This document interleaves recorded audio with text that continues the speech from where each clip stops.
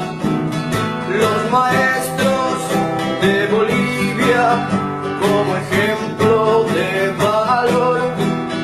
Los maestros de Bolivia como ejemplo de valor. Todos juntos lucharemos la canasta familiar. 100% jubilación, calidad de educación. 100% jubilación, calidad de educación. Fuerza, fuerza, compañeros, nuestra lucha hasta el final. Nada puede detener nuestra marcha nacional. Nada puede detener nuestra marcha nacional. Muy buenos días y bienvenidos a su programa Radio Rebelión en esta edición del 16 de agosto del 2026. Muy buenos días, Miguel. Muy buenos días, compañeros y compañeras. Bienvenido, Miguel. Bueno, el día de hoy, como es costumbre, estaremos con lo más importante de la coyuntura nacional e internacional desde la perspectiva de los trabajadores. A nivel internacional, bueno, seguimos hablando de Oriente Medio, del Asia Occidental, donde continúan las agresiones, continúa el genocidio contra los pueblos de esta región por parte de Estados Unidos e Israel.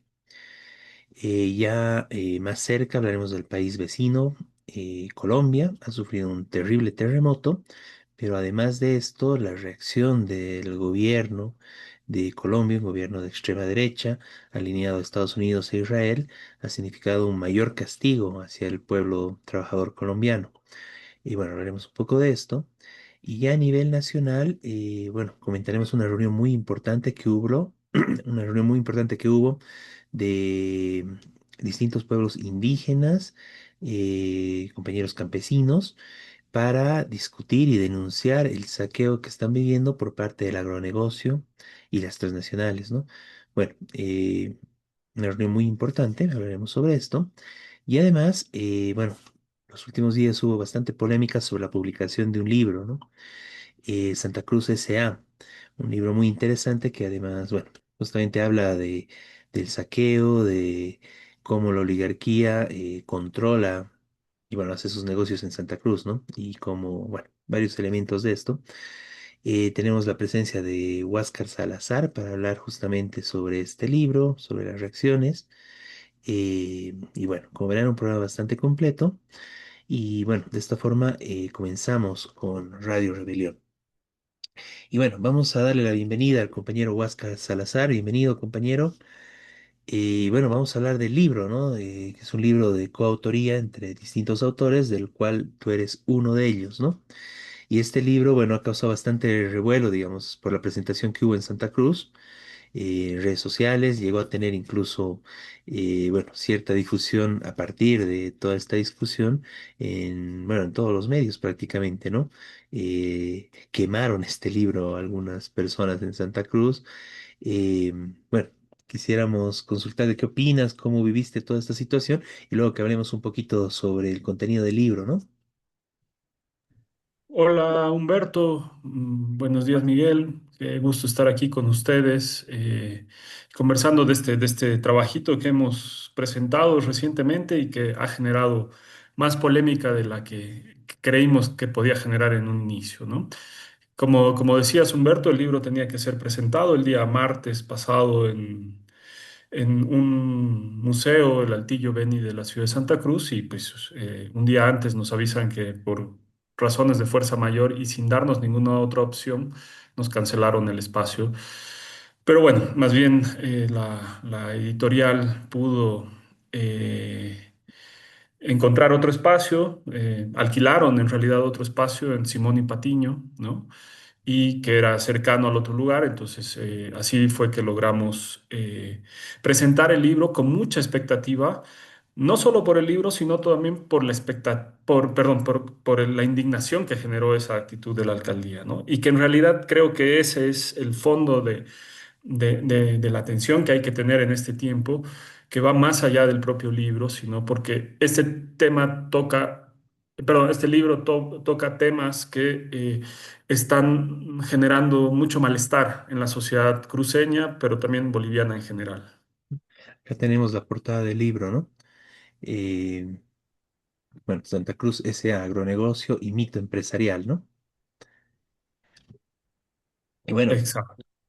tuvo bastante repercusión justamente, bueno, como tú dices, ¿no? Esta censura que se dio al libro y bueno, que continúa, ¿no?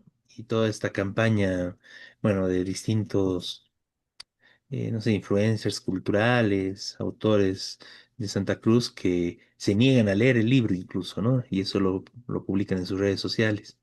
Bueno, muy importante, un gran aporte que se hace. Y bueno, hablemos un poco del libro, coméntanos un poco, bueno, cuáles son las denuncias que están en este texto. Bueno, este libro, que ha sido escrito por cinco personas, a 10 manos, podríamos decir, en realidad tiene 6 capítulos, ¿no? El fondo del libro es tratar de desmontar algunos mitos que se han organizado en todo, digamos, en el fondo de lo que entendemos como agronegocio y empresariado agroindustrial, y que es la base, digamos, de poder eh, que se asienta en Santa Cruz, pero que es un poder que trasciende, digamos, las regiones y es un poder nacional, ¿no? Con implicaciones también nacionales, ¿no? Entonces, la idea es poder desmontar una serie de mitos. Para ello, el primer capítulo, que ha sido escrito por José Octavio Orzac, es muy interesante, es el capítulo histórico, que desmonta la idea de que las tierras bajas, Santa Cruz entre ellas, pero las tierras bajas en generales, siempre fueron tierras vacías, ¿no? Proclives a ser conquistadas, colonizadas, depredadas, ¿no? Y bueno, muestra cómo se crea este mito de tierras vacías, cómo se lo maneja, incluso cuando quienes hacían política pública desde el Estado boliviano sabían muy bien que ahí había pueblos indígenas que habitaban esos territorios desde hace muchísimos años atrás, ¿no? Entonces, ese es el primer capítulo. El segundo capítulo también trabaja ahí José Octavio Orzac y Stasi Chaplitsky, y en este capítulo ven cómo se dan los procesos de apropiación de tierras en distintos momentos, pero principalmente en tiempos de las dictaduras, ¿no? Empieza con una lista, o hablando de una lista de 39 familias que se apropiaron de tierras a través de las dictaduras, ¿no? Y cómo estas familias, que son el 0,1% de la cantidad de personas que recibieron tierras en ese tiempo, recibieron en total el 14% de las tierras que se distribuyeron, ¿no? Eso significa que fue totalmente injusta y desigual esa distribución de tierras, obviamente de la mano de la violencia de los gobiernos dictatoriales, ¿no? Y bueno, es como un ejemplo que muestra cómo se ha dado la base de la riqueza de estas familias que tienen el control, digamos, que son el centro de esta élite. El tercer capítulo es uno que es de Stasik Chaplitsky solamente, y en este hace un trabajo, es de los más, digamos, novedosos que hay en el libro, porque gran parte de las otras lo que hemos hecho es juntar piezas que ya existían, ¿no? Sin embargo, el capítulo 3 Stasik lo que hace es mostrar cómo se articula el capital financiero y el capital agroindustrial, y cómo a través del capital financiero digamos, se canalizan fondos nacionales, en este caso incluso de los trabajadores, los fondos de pensiones, hacia el sector agroindustrial, el cual termina utilizando, entre otras cosas, esos fondos también, por ejemplo, para la deforestación de territorios que van a ser reconvertidos para uso agroindustrial, ¿no? Entonces es muy interesante pensar que, digo, muy interesante e indignante pensar que los recursos que resultan de nuestro trabajo terminan fluyendo a destruir el medio ambiente, ¿no? Y además nos muestra que es muy poco lo que esta economía termina aportando a la economía nacional.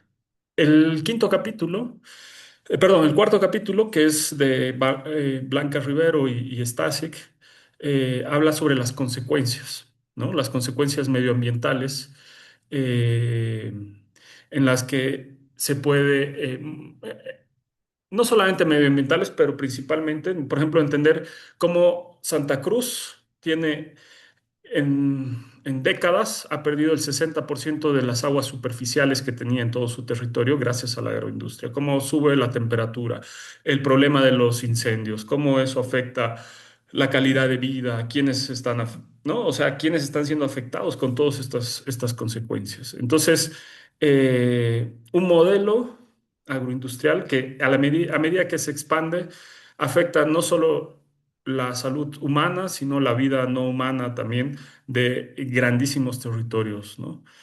El quinto capítulo, perdón, que sí es de Susan Kruit, que es la compañera que ha investigado el tema de la identidad, que es uno de los temas más espinosos, pero nos ha interesado mucho este tema porque no podemos hablar solo de economía y de consecuencias ambientales, sino que este modelo también se sostiene de manera muy marcada en un proyecto identitario de poder, ¿no? Que las élites agroindustriales han construido con mucha energía y no es que estemos criticando de ningún modo la cruceñidad, ¿no? El sentimiento identitario cruceño, no, estamos construyendo, estamos cuestionando la instrumentalización de una identidad que termina beneficiando a un sector de poder que tiene gran control económico y político en el país, ¿no? Entonces,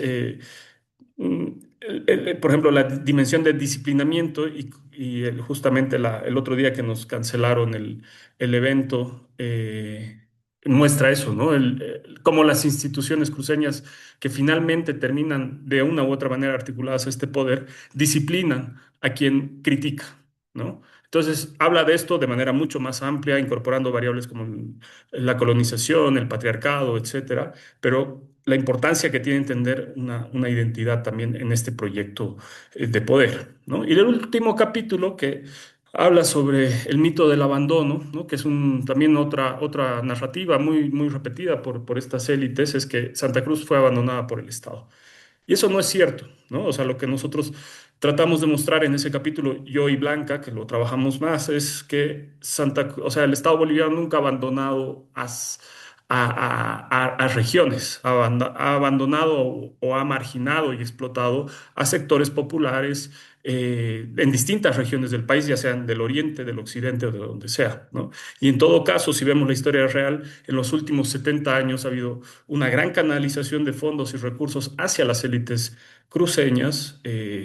Y de todas maneras, estas siguen repitiendo el tema del abandono porque les permite recrear un imaginario de victimización de una región, ¿no? Y por tanto generar o recrear también esta identidad cruceña que se victimiza aparentemente frente al Estado cuando en realidad ese Estado ha terminado beneficiando a sus élites, ¿no? No a la población cruceña, porque es verdad, al igual que toda la población de Bolivia, siempre ha sido marginada, digamos, de múltiples maneras, ¿no? Entonces, ese es en grandes rasgos el recorrido del libro, Humberto.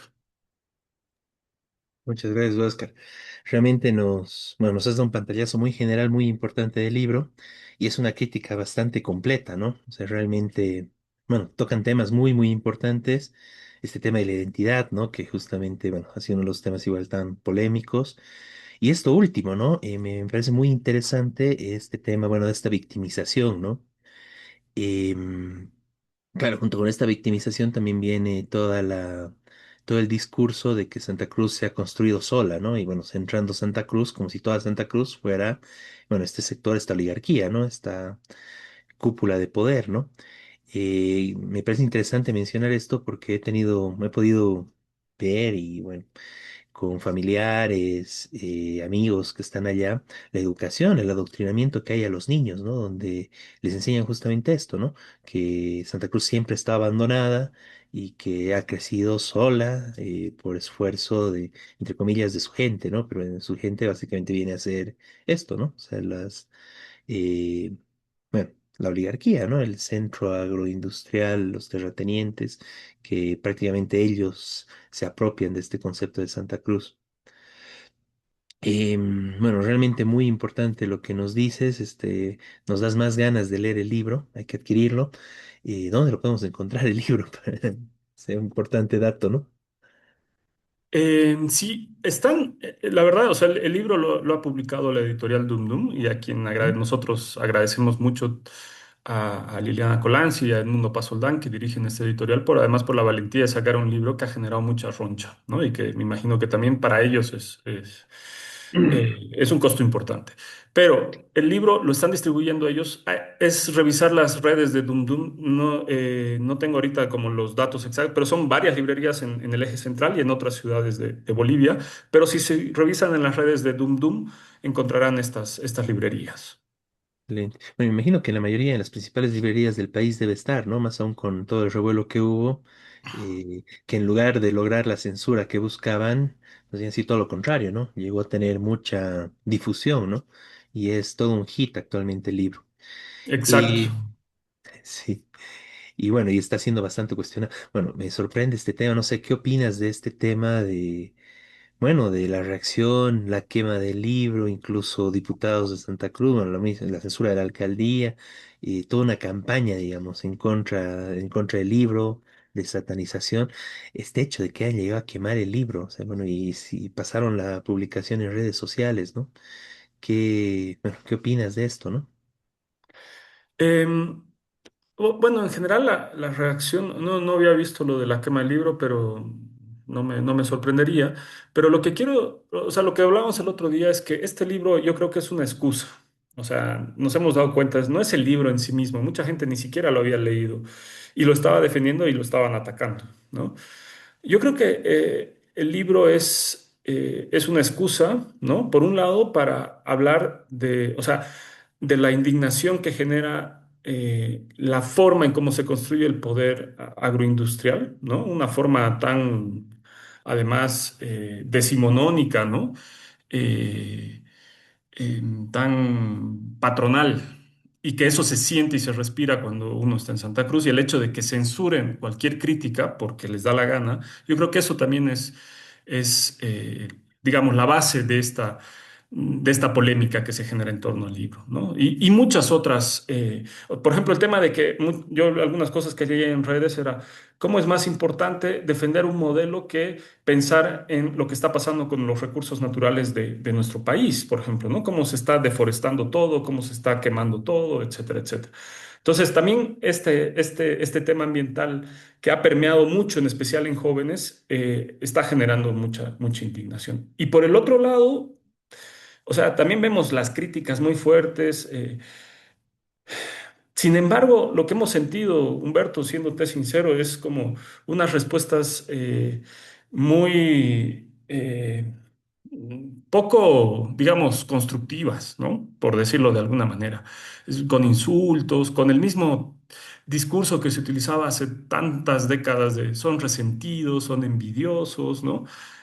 Cuando lo que estamos poniendo justamente es una preocupación con datos que permite entender la magnitud del problema, ¿no? Entonces, nos llama la atención esta respuesta visceral, ¿no? Y que no haya como la capacidad de repensar, incluso desde una narrativa hegemónica, una nueva manera más moderna, podríamos decir, de pensar cómo argumentar a favor del agronegocio, ¿no? Porque son argumentos muy básicos muchas veces, ¿no? Y que en todo caso refuerzan lo que decimos en el libro, por ejemplo, en términos de la identidad, de la violencia y en especial del tema del disciplinamiento.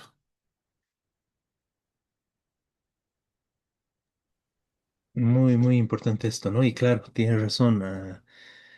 Bueno, se ha aplicado este disciplinamiento a partir del libro y además, bueno, también resaltar, ¿no? Esto que dices, o sea, realmente ha habido una polarización muy fuerte alrededor de esto, bueno, sobre todo en Santa Cruz, pero bueno, y de todas las personas que opinaron sobre esto, ¿no?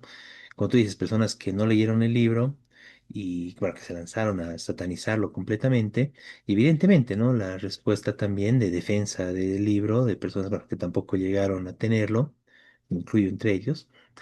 Eh, y bueno, evidentemente es algo que hay que, bueno, debatirlo, leerlo y que se pasa a la defensa del libro. Bueno, no lo pude leer, ¿no? Pero el tema es ese, ¿no? Leerlo, difundirlo, conocerlo. ¿Por qué les causa tanta reacción, ¿no?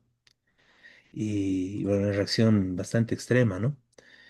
Esta es la imagen que circuló, la comparto.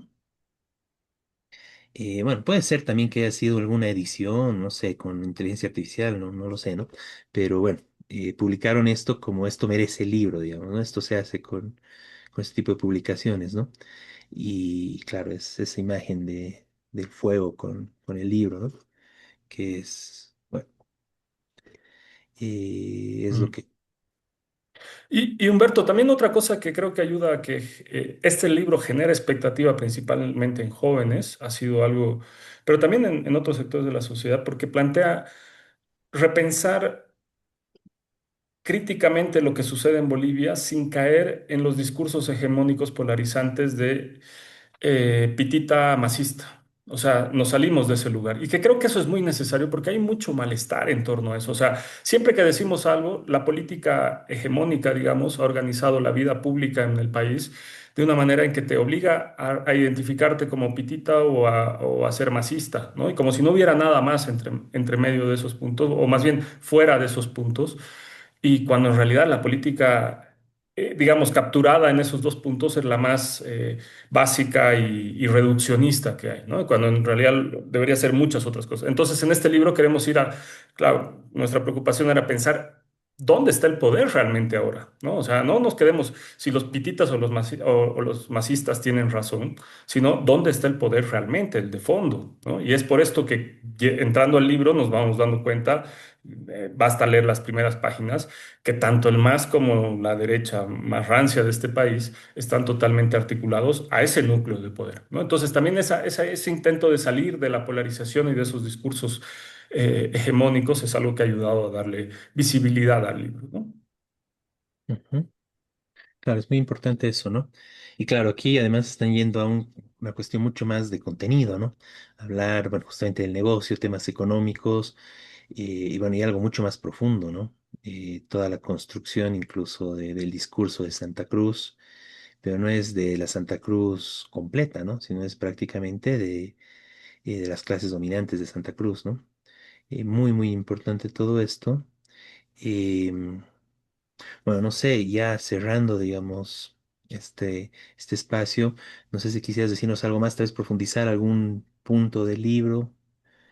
No, a mí lo que me interesa y lo hemos repetido mucho allá en estos días que estuvimos en Santa Cruz, es lo que tú acabas de decir y que creo que es fundamental. O sea, Santa Cruz S.A., agronegocio y mito empresarial, no trata del departamento de Santa Cruz, no trata de Santa Cruz de la Sierra como ciudad, ¿no? O sea, trata de un núcleo de poder económico y político, y lo decimos político porque también hay que hacernos cargo, no solamente en Santa Cruz, sino en el país, de que las élites agroindustriales están en el núcleo del poder político nacional. Si bien digamos, se resguarda de esta idea de que del autonomismo, de que Santa Cruz está marginada, etcétera, en realidad gran parte de las decisiones políticas se están tomando por esa élite en Santa Cruz y se ejecutan en La Paz. O sea, también tenemos que pensar que el centro de poder político está cambiando, está centrada en Santa Cruz, aunque se ejecuten las decisiones en La Paz,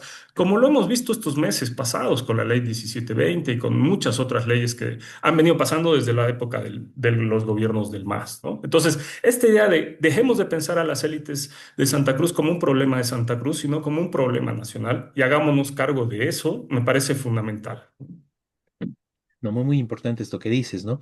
Además, bueno, ahí lo que quisiera añadir es de que, claro, esto no es algo que, bueno, lo que dices, esta ruptura de masistas, pititas, etcétera, o sea, no es de que esta élite no hacía nada y estaba oprimida en los gobiernos del MAS, todo lo contrario, fue muy beneficiada, incluso le agradecieron, ¿no? A Evo Morales de que nadie hizo nada tanto por Santa Cruz como él, digamos, ¿no?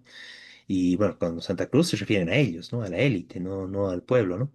Y bueno, y ahora lo que tenemos a continuación, lo que vino después con Arce y ahora es el esfuerzo de hacer más por esta élite que lo que hizo Evo Morales, ¿no?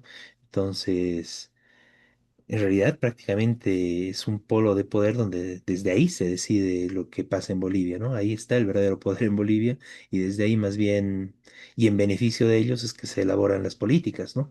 Otra cosa es que la sede de gobierno está en La Paz, pero el poder económico real del país uno de sus grandes polos y centrales es este, ¿no? Las élites de Santa Cruz, que además tienen todo ese espacio muy adoctrinado. Me parece muy importante este tema del disciplinamiento, ¿no? Es uno de los lugares donde menos posibilidades de crítica, incluso más censura, como se ha podido ver en esto, hay, ¿no? Bueno, muy, muy importante todo esto. Em, Hay que leerlo, ¿no? Eso es lo que viene acá, ¿no? Leerlo, discutirlo, seguirlo debatiendo y ampliar, digamos, esta discusión y este tema, ¿no? Muchas gracias, Huáscar. No sé, algunas palabras de cierre. No, pues agradecer el espacio, agradecer la disposición a la lectura también, Humberto, Miguel, y pues ahí seguiremos conversando cuando ustedes quieran también ya sobre más, digamos, ideas de fondo, ¿no? En la medida que se va leyendo el libro, yo creo que van a ir surgiendo dudas y críticas, que yo creo que eso es lo que se necesita también, críticas, ¿no? Al libro, a la mirada, etcétera, pero justamente para ampliar un debate que es necesario en este tiempo en Bolivia. Ujú.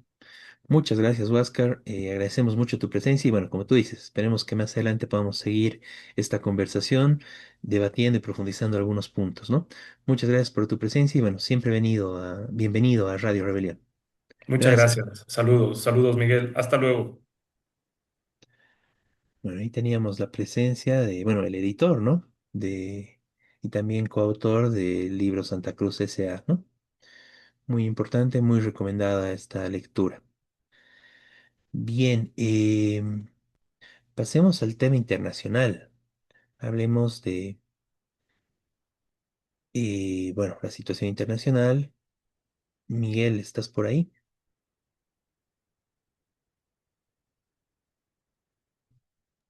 Sí, Ok. Bueno, ahí tenemos, bueno, Miguel un poquito con algunos problemitas de salud, pero ahí firme con Radio Rebelión, ¿no? Ahí desde el hospital. Esa consecuencia muy grande, Miguel. Un fuerte saludo. Esperemos que pronto te recuperes completamente. Bien, hablemos de lo que está gracias. sucediendo en el Asia Occidental, en el conocido como Medio Oriente. ¿Cómo está la situación? ¿Cómo están estas agresiones, el genocidio? Sí, bueno, todo esto continúa, pero cada vez más complicado también para Estados Unidos, por la misma crisis en Estados Unidos, por las protestas populares contra esto, porque Estados Unidos incluso ganó en Nueva York, la ciudad más importante de Estados Unidos, una organización que hizo campaña electoral en solidaridad con Palestina. Esto es muy significativo, porque ganó las elecciones en Nueva York. Y además hay un movimiento nacional muy importante que está haciendo una reunión esta semana también. Bueno, lo que sigue pasando es que sigue el genocidio de distintas formas contra Irán, contra, en primer lugar, el pueblo palestino, donde más mataron, pero además también, no solamente en Gaza, sino también en Cisjordania,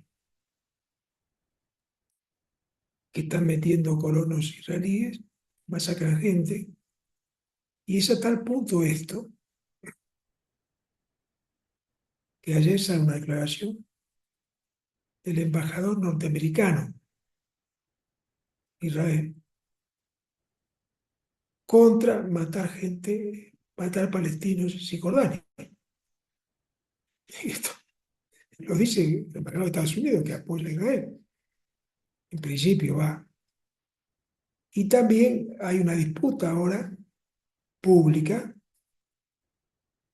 entre Estados Unidos y los sionistas de Israel, Netanyahu, eh, sobre todo por el tema de Gaza, porque Estados Unidos había llegado a un acuerdo, supuestamente, bueno, supuestamente no, es un acuerdo público, con el pueblo de Gaza y su organización, de que tenía que salir Israel de Gaza, que Estados Unidos iba a apoyar y que iban a sí a ocupar países árabes que son aliados de Estados Unidos. Bueno, esto es una cosa bien contradictoria y una cosa de Trump para seguir dominando Gaza. Pero,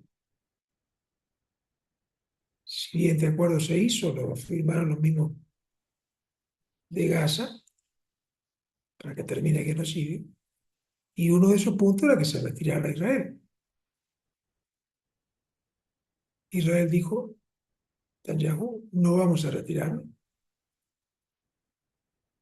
Ocuparon, siguieron ocupando Gaza, primero el 50% y ahora el 70%, y siguieron matando, asesinando gente, que ya lleva más de 73.000 asesinados en los últimos 2 años.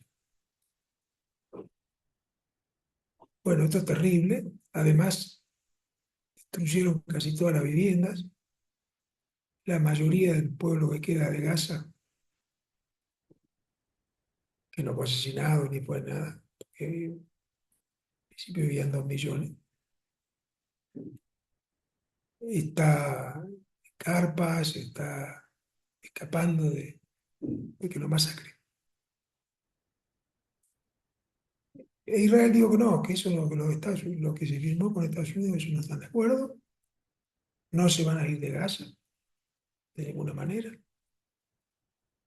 y que además ellos están en contra de que haya ningún Estado palestino.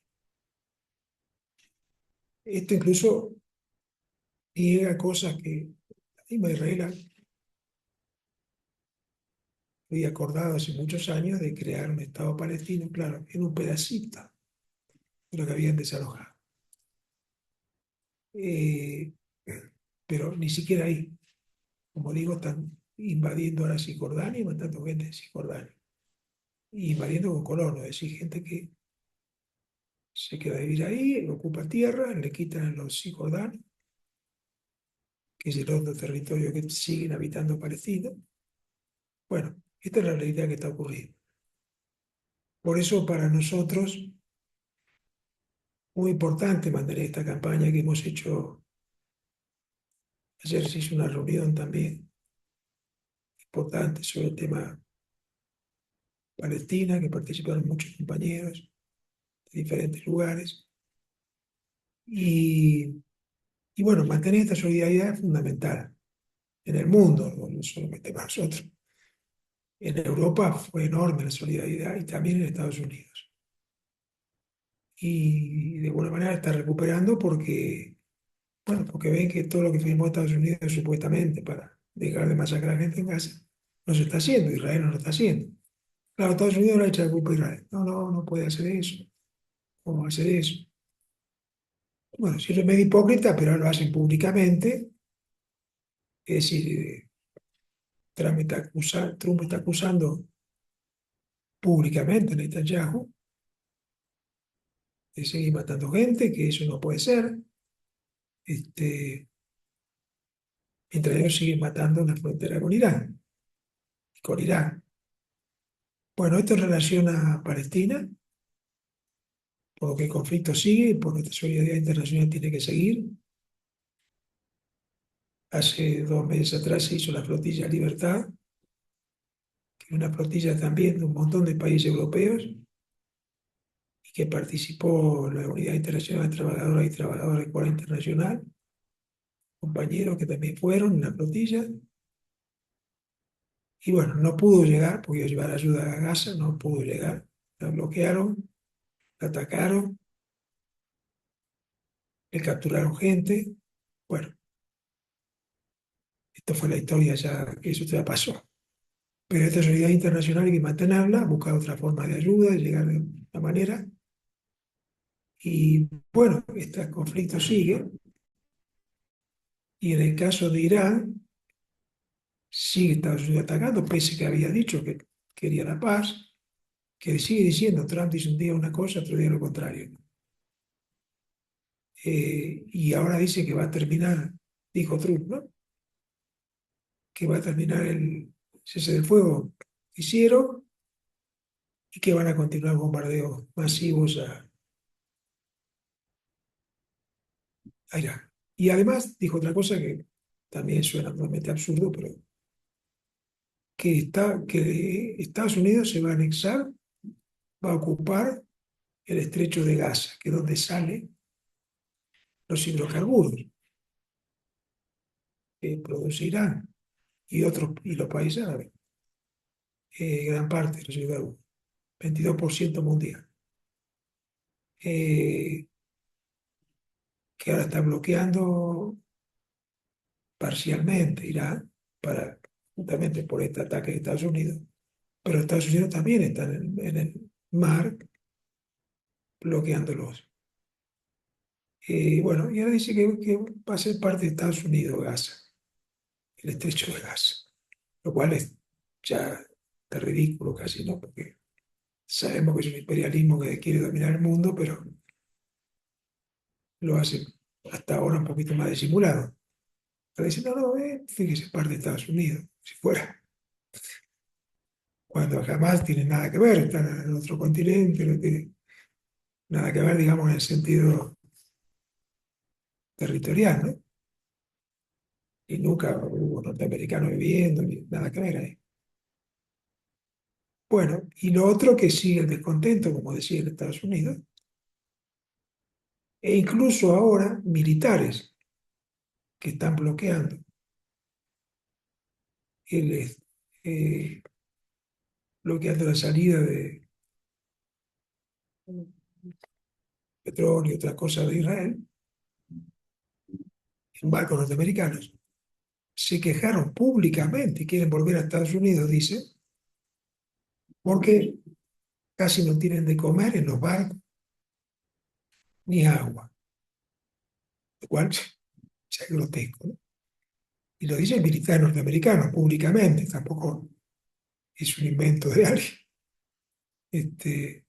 Bueno, eso tiene que ver con la crisis de Estados Unidos, por supuesto. Bueno, esta lucha sigue, nuestra solidaridad internacional sigue y continuamos también planteando, digamos, el objetivo de fondo, que es por una Palestina única del río hasta el mar, que significa recuperar la Palestina histórica y terminar con el Estado de Israel. Y esto no lo decimos nosotros, nada más. Lo dicen muchas organizaciones y lo dice, es muy llamativo, incluso judíos que dicen que son antisionistas, que han marchado incluso en Israel con banderas palestinas.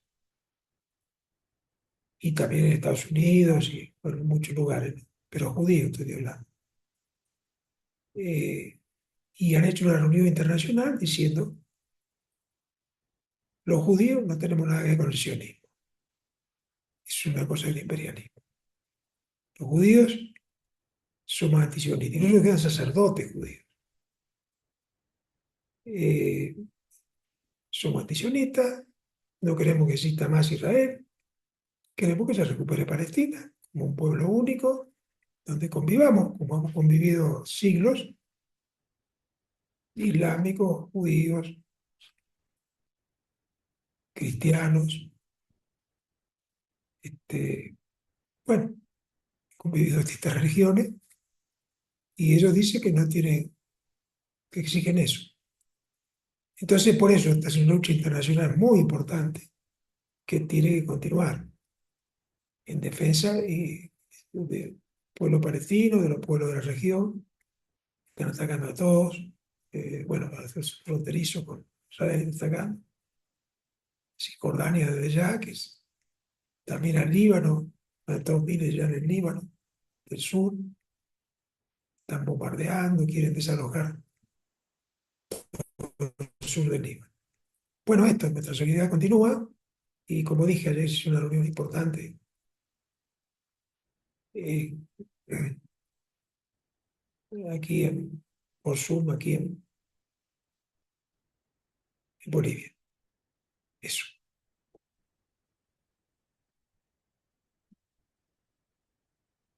Así es, Miguel. Bueno, muy importante todo lo que señalas.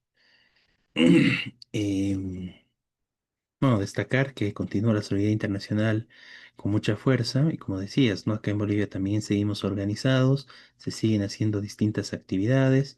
En Cochabamba siguen las vigilias organizadas por el Grupo Intifada todos los viernes. Se está haciendo un ciclo de cine que ya lleva varias semanas también en Cochabamba. Se está iniciando un ciclo de cine palestino, igual en Santa Cruz. Y bueno, se están preparando varias actividades más, tanto en La Paz y en los distintos departamentos, ¿no? Es muy importante continuar con la solidaridad y una cuestión muy importante para señalar, ¿no? Que los métodos genocidas y bueno, todo el sionismo, ¿no? Que evidentemente, bueno, ha perdido mucho del discurso que utilizaba, siguen diciendo, siguen tratando de victimizarse, etcétera, ¿no? Pero en general a nivel internacional está mucho más claro, bueno, quién comete el genocidio, lo que hacen con el pueblo palestino y un rechazo muy profundo a nivel internacional. Pero lo que estamos viendo también es cómo se está introduciendo las relaciones de Israel, em, el gobierno, la influencia del sionismo a través de los gobiernos bueno, en distintas partes del mundo y en particular acá en la región, en Latinoamérica. Bueno, en Bolivia estamos teniendo este problema con el gobierno de Rodrigo Paz, como, bueno, se somete a los intereses de Estados Unidos e Israel, y es algo general, ¿no? A nivel de estos gobiernos de extrema derecha, y es muy sintomático y además expone realmente lo que son estos gobiernos, el hecho de que se relacionen y establezcan relaciones principales, ¿no? De preferencia con el genocidio, ¿no? Con Israel.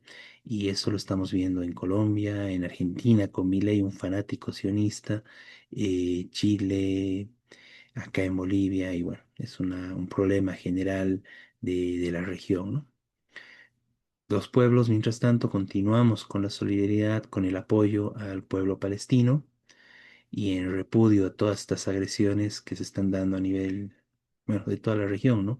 También el genocidio contra el Líbano, estos ataques criminales contra Irán. Entonces, desde Bolivia planteamos nuestra plena solidaridad y apoyo a la resistencia palestina, a la resistencia del Líbano y a la resistencia también de Irán frente a estas agresiones, frente al genocidio y bueno, por una Palestina libre, ¿no? Bien, pasando un poco más cerca a la región, hablemos un poquito de Colombia, ¿no? Colombia sufrió un terrible terremoto en los últimos días y bueno, pero las repercusiones internacionales van un poco más allá. Miguel, si nos puedes comentar un poco más sobre esto, las repercusiones de las acciones del gobierno, ¿no?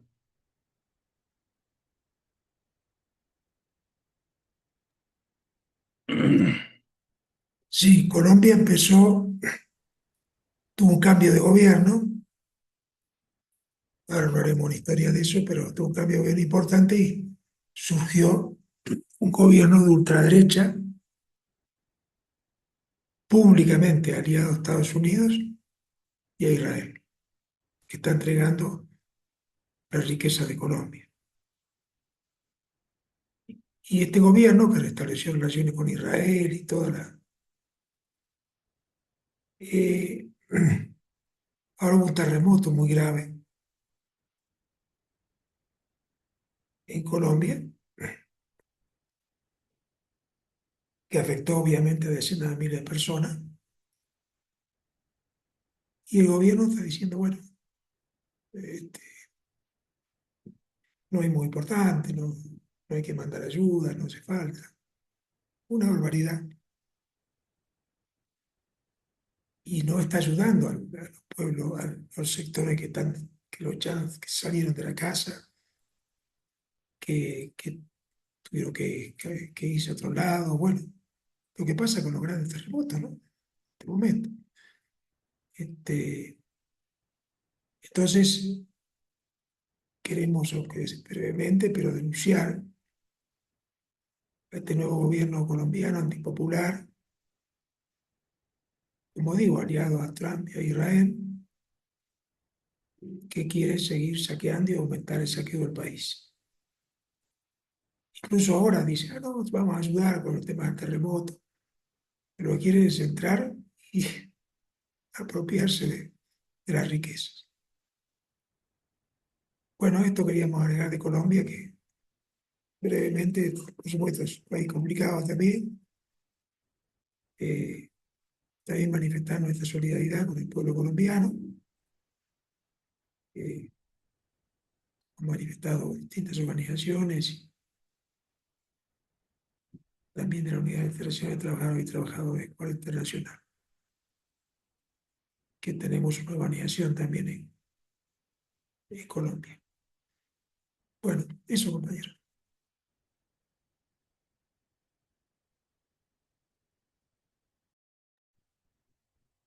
Bueno, nuestra plena solidaridad con el pueblo colombiano y bueno, repudiar también como esta actitud criminal de parte de su gobierno, ¿no? Que, bueno, en lugar de...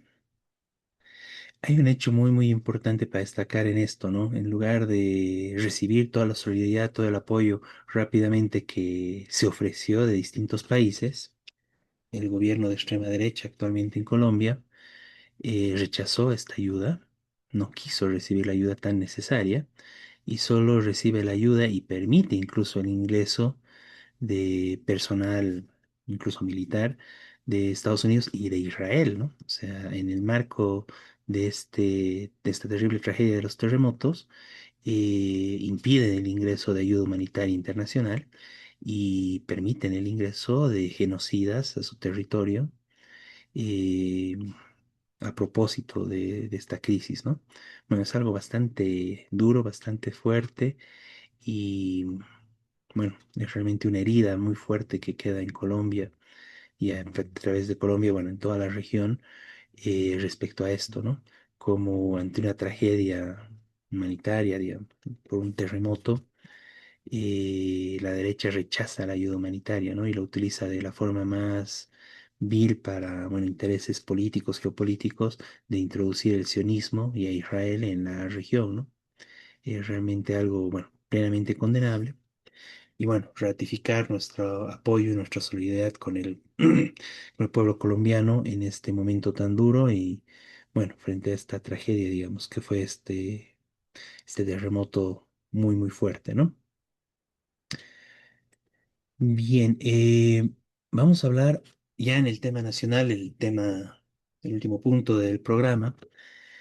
Se dio el sexto encuentro indígena, se realizó en Guayanamerín, una reunión muy importante donde participaron 120 representantes de distintas organizaciones, de distintos espacios, de distintas resistencias territoriales, algunos colectivos también defensores del medio ambiente que, bueno, fue una reunión muy, muy importante. Eh, la CONTIOCAP, la Coordinadora Nacional de Defensa de Territorios Indígenas, Originarios, Campesinos y Áreas Protegidas, fue una de las organizaciones convocantes, centro de esta actividad. Y bueno, una actividad muy importante realizada en Guayanamerín, ¿no? Em, bueno, tenemos un pequeño video de esto, de la compañera Ruda Lipas, una declaración que hace justamente después de este evento. Vamos a transmitir este video y después comentamos un poco más al respecto.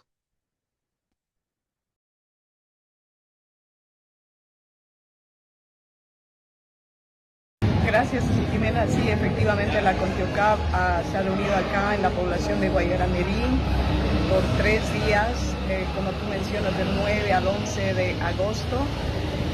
Y bueno, lo que siempre preocupa a los pueblos indígenas, que es el tema de la situación de crítica que enfrentamos en nuestros territorios indígenas, afectados siempre por el extractivismo minero, el extractivismo hidrocarburífero, el agronegocio, y toda esa política que el gobierno viene impulsando y bueno, ahora no está dando paso a la consulta previa, libre, informada. Es decir, prácticamente es un gobierno que está ignorando a los pueblos indígenas. Es como nunca hemos sentido con este gobierno que Rodrigo Paz y todo el gobierno que ahora está controlado por el agronegocio no les importa a los pueblos indígenas, los territorios indígenas, las áreas protegidas. Entonces, esos han sido los temas en los que hemos centrado nuestra atención, nuestro análisis, los financiamientos externos con los que se está comprometiendo el gobierno de Rodrigo Paz, la cooperación multilateral, las condiciones bajo las cuales se están dando esos préstamos y que están endeudando al país, lo cual compromete la situación de nuestros territorios. También está el tema del agronegocio, es decir, la expansión del agronegocio en los territorios, en las áreas protegidas, pero sobre todo cómo este sector que ahora mismo se encuentra en el poder está usando ese poder, ese tráfico de influencias para acaparar tierras y también violentar los derechos de nuestros pueblos. Gracias, Jimena. Sí, efectivamente la CONTIOCAP se ha reunido acá en la población de Guayaramerín por 3 días. Ahí teníamos el video de una de las defensoras de tierras, territorios y pueblos indígenas, una compañera Ruth Alipas, también, bueno, una mujer indígena, muy firme en sus convicciones y bueno, esta discusión es muy importante. Destacamos esta reunión que se realizó, la importancia respecto a las denuncias también que desarrollan en el sentido de estas vulneraciones que hay por parte del gobierno eh, en la expansión del agronegocio, ¿no? De la frontera agrícola, pero en general cómo se están expandiendo el agronegocio, básicamente la oligarquía terrateniente, en territorios indígenas y áreas protegidas, ¿no? Sin respetar incluso, bueno, la consulta previa y distintos elementos. Tenemos que tomar en cuenta que esto además se da en el marco de que ya se está discutiendo y ya se está avanzando en la reinstalación de la ley 1720, ¿no? Una ley que, bueno, básicamente buscaba eh, el avasallamiento de los territorios indígenas, de las tierras campesinas, su expropiación y su paso a la concentración por parte de terratenientes, ¿no? No sé, bueno, la llamada ley Marinkovic, ¿no? Que fue abrogada producto de una gran movilización de los pueblos indígenas y como parte de la solidaridad y toda la lucha que hubo en mayo y junio en el país, ¿no? Pero bueno, lastimosamente en el Parlamento, dirigido justamente por estas élites terratenientes, oligárquicas, aprobaron que se va a volver a reinstalar esta ley y están en ese proceso actualmente, ¿no? Están en la reelaboración de esta ley, ¿no? Mm, bueno, de destacar los ejes que trataron en esta reunión: tierra y territorio, expansión de la minería y las exploraciones hidrocarburíferas, situación de defensoras y defensores de derechos humanos, territoriales y ambientales, agroextractivismo de monocultivos y transgénicos, y la geopolítica y financiamiento externo para proyectos de integración. Bueno, es muy importante todo esto. Justamente nuestros pueblos indígenas en el país, pero no solo ellos, sino todo el país, bueno, sufrimos esta expansión del agronegocio, pero también todo este tema de la minería es alias cooperativista, pero en realidad una minería empresarial con presencia incluso de transnacionales, altamente contaminante que, bueno, está en proceso de expansión en el país y justamente en estos territorios, ¿no? Bueno, todo el tema de mercurio, la contaminación de nuestros ríos, el envenenamiento de nuestros ríos, nuestra flora, nuestra fauna y de nuestros pueblos indígenas, de nuestras comunidades campesinas e incluso de nuestras ciudades, ¿no? En general, una problemática nacional muy fuerte, donde lastimosamente el gobierno, las instancias estatales no apoyan, no cumplen sus funciones y más bien colaboran a este saqueo, a esta explotación y a esta destrucción, bueno, prácticamente de la vida, ¿no? En el país. Eh, Se denuncia que se está tratando un nuevo código, una nueva ley minera, sin contemplar la participación de los pueblos indígenas, que son en muchos casos los afectados por esta situación. Se denuncia la vulneración, los ataques, las agresiones, centralmente de violencia psicológica y verbal contra las mujeres defensoras de derechos humanos, territoriales y ambientales, las compañeras que defienden estos territorios. Bueno, en general una situación de amedrentamiento, criminalización, incluso procesos penales contra todos los compañeros. Y bueno, se destaca estas agresiones y estos ataques respecto a las mujeres, ¿no? Me parece muy importante también resaltar esta crítica, esta denuncia que se hace de que el endeudamiento que está teniendo este gobierno, un endeudamiento masivo, se está endeudando como nunca antes, pero la puntualización de esta reunión es de que este endeudamiento en parte está dirigido al financiamiento de proyectos que no están tomando en cuenta a los pueblos indígenas, y más bien justamente van en el marco de no realizar la consulta previa y avanzar en proyectos, bueno, en territorios indígenas, en territorios de comunidades campesinas que van a afectarles y no les están consultando y que más bien van en un criterio de proyectos que no van en beneficio de ellos y que más bien van a terminar de una u otra forma afectando su vida en el tema, bueno, de los ríos, de infraestructura caminera, etcétera, como, bueno, ya se ha conocido en el tema del TIBNIS y otros puntos, ¿no? Entonces, bueno, es importante esta denuncia, que además este endeudamiento serviría para proyectos que no van en beneficio de la población, sino todo lo contrario, ¿no? En el marco de proyectos y, bueno, la denuncia que se hace, ¿no? De iniciativas como el IRSA, COSIPLAN, que tienen un carácter más de control territorial geopolítico a nivel internacional, que vienen orientados, bueno, desde Estados Unidos, desde los intereses generales a nivel internacional, ¿no? Em, bueno, destacar esta reunión tan importante de los compañeros y compañeras y, bueno, nuestra plena solidaridad con su lucha. Destacar, recordar la importante lucha que se vivió hace pocos meses por parte de, bueno, varios de estos pueblos indígenas y la necesidad probablemente de que se tenga que retomar esto frente a las nuevas agresiones que vengan de parte del gobierno. Destacar que hay esta unidad y esta lucha. Un tema también importante que me olvidaba, hubo una delegación también que se hizo presente de Tariquía, que también es una de las regiones afectadas y atacadas por esta explotación hidrocarburífera, el extractivismo, en territorios, en áreas protegidas. Y donde incluso procesaron, detuvieron, encarcelaron a compañeros por proteger sus áreas, bueno, las áreas protegidas, algo que en realidad debería ser función estatal, pero todo lo contrario, ¿no? El Estado reprime a quienes defienden Bolivia y abre las puertas a mano militar, armada, con la policía, con el ejército, para el ingreso de transnacionales, para que saqueen nuestros recursos, nuestras áreas protegidas, ¿no? Eh, bueno, estuvieron también presentes los compañeros de Tariquía y una muy importante reunión que destacamos para poder enfrentar, poder ver esta organización, la necesidad de coordinación, de resistencia de los pueblos indígenas, las comunidades campesinas que están siendo atacadas en general por el agronegocio, la minería, entre comillas, cooperativista y las políticas de este gobierno, ¿no? No sé, Miguel, si quieres complementar algo sobre este punto.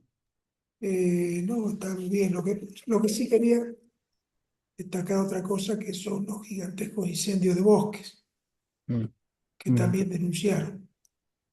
Se quemaron 10 millones de hectáreas o más, algunos dando otra cifra. Lo que quedan menos son 10 millones. Es decir, es un incendio de bosque, parece el peor del mundo. Quizá en Brasil quemaron un poquito más, con el objetivo de usarlos, dice, para la agricultura, pero para adueñarse también del agronegocio. Y esto causa un problema climático general en Bolivia, no solo en la región. ¿cierto? Está afectando la baja de lluvia en todo el país. Esto es muy grave para el país entero, no es solamente para Santa Cruz o el Oriente, o las regiones de Oriente, las provincias de Oriente. Bueno, el otro elemento es la minería del oro, que está envenenando los ríos. Que estaban dicho que iban a controlar, qué sé yo. Bueno, ahora está peor porque se están pactando con Estados Unidos, pero ya habían pactado con las empresas chinas, ya del gobierno del MAS, para que se lleven el oro, y para eso envenenan ríos. Y esto afecta también al país completo. Por supuesto, en primer lugar, los indígenas que viven en la región. Entonces, esto es un desastre nacional, toda esta política ambiental, no solo económico, también lo están saqueando, sino también ambiental. Eso quería decir. Muy bien, Miguel, muchas gracias. Sí, muy importante esto que destacas. Nuevamente estamos en una oleada de incendios, que es además lo que se fomenta y aprovecha para justamente, ¿no? Ampliar la frontera agrícola, ampliar el agronegocio, las propiedades terratenientes y avasallar, ¿no? Territorios en general en el país. Y bueno, a nivel internacional es algo que se está dando, ¿no? Denunciar esto y bueno. Con esto concluimos este programa de Radio Rebelión de este 16 de agosto del 2026. Ya nos encontraremos la siguiente semana con lo más importante de la coyuntura nacional e internacional desde la perspectiva de los trabajadores. Hasta entonces, y bueno, hasta luego, Miguel. Saludos a todos, compañeros. Fuerte abrazo, compañero. Y hasta la siguiente semana con Radio Rebelión.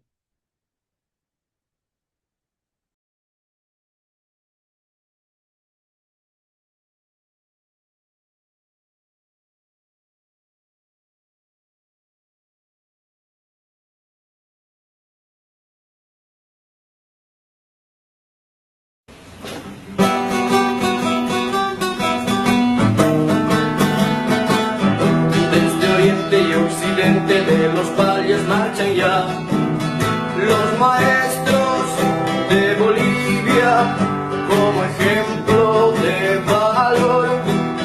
Los maestros de Bolivia como ejemplo de valor. Todos juntos lucharemos la canasta familiar 100%.